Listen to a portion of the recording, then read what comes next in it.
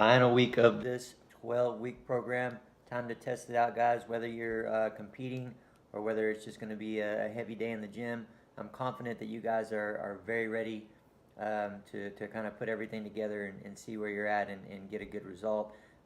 With the athletes that I'm seeing on a regular basis that are on the program, that I know are doing everything the way that it's supposed to be done, the way that it's written, um, I've been seeing those really good signs. So I'm looking forward to seeing what you guys can do.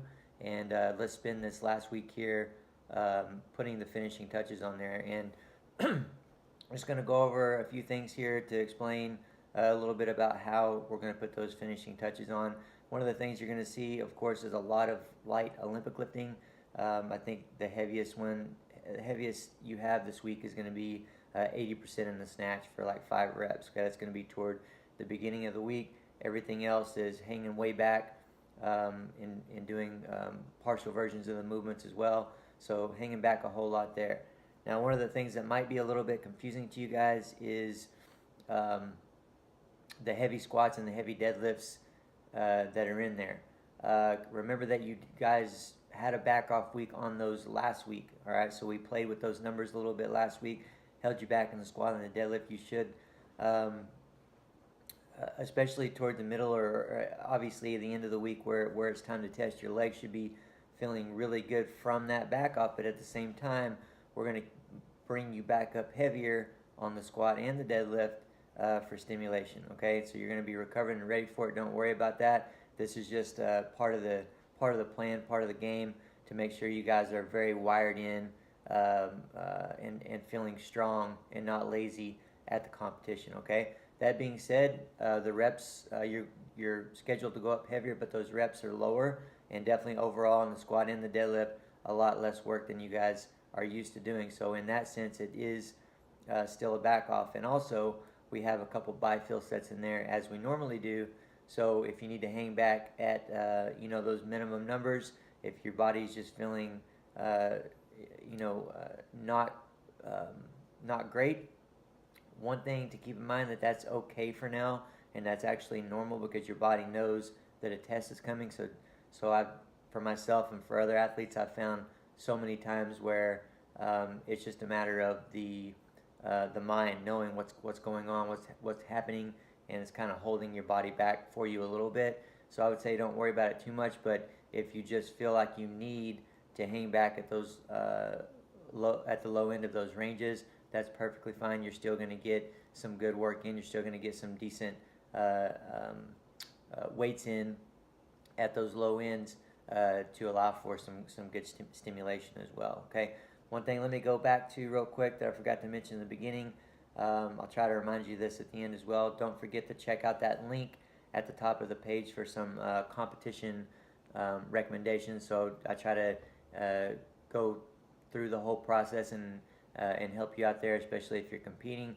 But even if you're not competing, if you're just doing a test day in the gym, take a look at that as well. It can help you get through that and give you some good recommendations in that regard as well.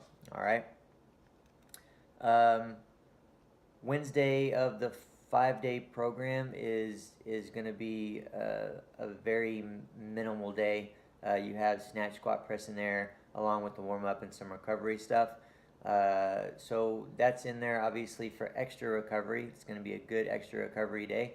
And also the extra credit day on the 3-day program, which always turns it into a 4-day, is written after the test or competition. So remember that if you're going to put that in, if you need a 4th day, then that will obviously go before. Okay, and a couple reasons, or the major reason why you may take the Wednesday out of the 5-day is, for example, if you were competing or needing to test on a Friday. So obviously you would take that out and you would just get a full rest day.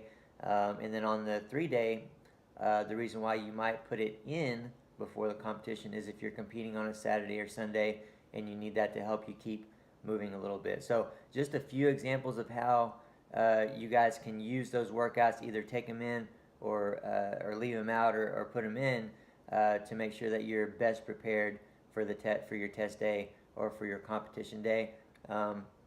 So adjust the programming as needed to fit whatever your test day or your competition day is going to be. And that might be a little bit confusing. If any of you guys need help, as usual, shoot us a message and we can help adjust the program for you in that regard, because we know, the 3-day program is written for testing on Friday. You very likely may need to do that on Saturday or Sunday, so feel free to throw that extra credit day in there somewhere in between and that kind of thing.